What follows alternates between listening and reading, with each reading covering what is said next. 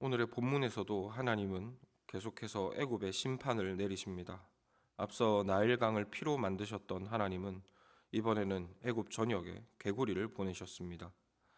그러자 바로는 이번에도 자기 마술사들을 불러서 모세가 한 것과 똑같은 일을 하게 했는데요. 어제도 그러했던 것처럼 이런 방식으로는 아무런 문제도 해결될 수가 없습니다.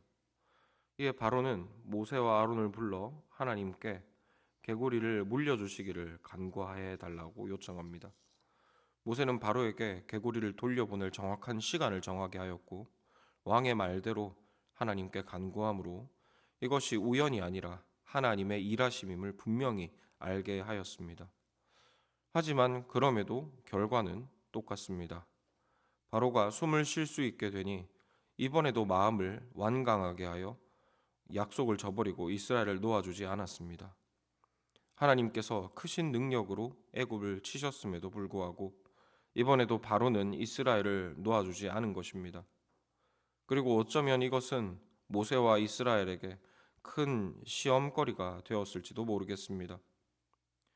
물론 이 일의 결말을 알고 있는 우리는 얼마 가지 않아 하나님께서 이스라엘을 구원하실 것을 잘 알고 있습니다.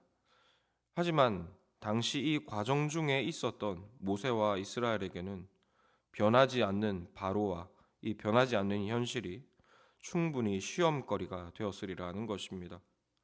그리고 이것은 우리에게도 마찬가지인 듯합니다.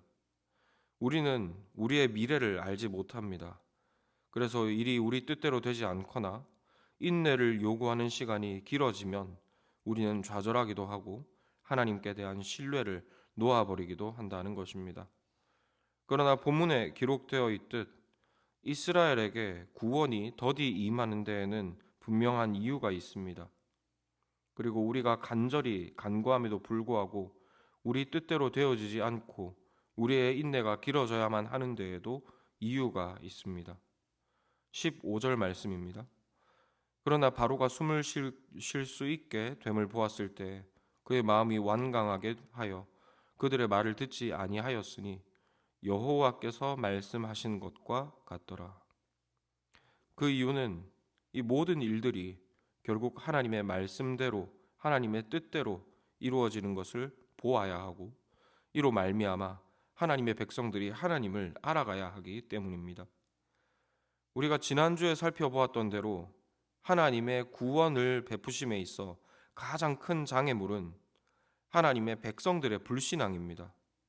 세상에 길들여져서 세상의 힘을 더 두려워하고 오히려 두려워해야 하는 하나님을 멸시하는 이런 백성들의 불신앙이 하나님의 구원을 가로막는 가장 큰 걸림돌이라는 것입니다.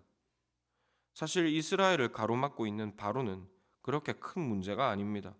하나님께서 바로의 마음을 강팍하게 하지 않으시면 바로는 언제라도 하나님께 항복할 준비가 되어 있습니다. 그럼에도 하나님이 바로로 하여금 마음을 강팍하게 하셔서 계속해서 이스라엘을 붙잡아 두게 하시는 이유는 바로가 잘 참아야지만 하나님의 능하심이 이스라엘에게 더 분명히 드러나기 때문입니다. 바로가 항복하게 되면 하나님께서는 당신의 구원을 이스라엘에게 보이실 기회를 잃어버리십니다. 바로가 잘 버텨 주어야지 하나님은 계속해서 애굽을 치실 수 있습니다. 그래야 이스라엘은 애굽을 향한 하나님의 그 능하신 팔을 보고 하나님을 알아갈 수 있게 됩니다. 하나님을 향한 불신앙에서부터 벗어날 수 있게 되는 것이죠. 그래서 하나님은 바로의 마음을 강팍하게 하십니다.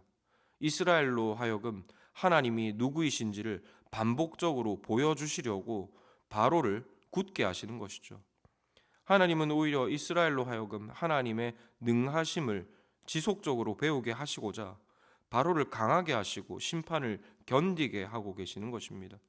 이로써 이스라엘에게 결국 누구의 말이 이루어지고 누구의 뜻이 이루어지는지를 알게 하시고 이를 통하여 하나님을 아는 지식이 저들의 뼈에 사무치게 하려 하심이죠.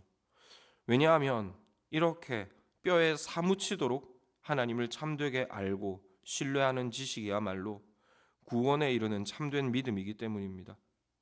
하나님은 이 참된 믿음을 이스라엘에게 그리고 자기 백성된 우리에게 주기를 원하십니다. 그래서 하나님은 이스라엘에게 마음이 강팍한 바로를 만나게 하셨고, 또 우리에게도 여러 가지 어려운 일들을 인내로 지나가기도 하십니다. 그리고 이 일들을 통해 우리로 하여금 하나님을 주목해보고 하나님을 참되게 알게 하려 하십니다. 그런데 이와 같은 하나님의 뜻 그리고 하나님의 일하심은 당시 이스라엘이 원하는 바와 많이 달랐습니다. 이스라엘이 원하는 바는 바로가 어서 속히 마음을 고쳐먹어 자신들이 고통에서 벗어나는 것이었습니다. 그렇지만 하나님의 일하심은 그렇지 않았다는 것이죠.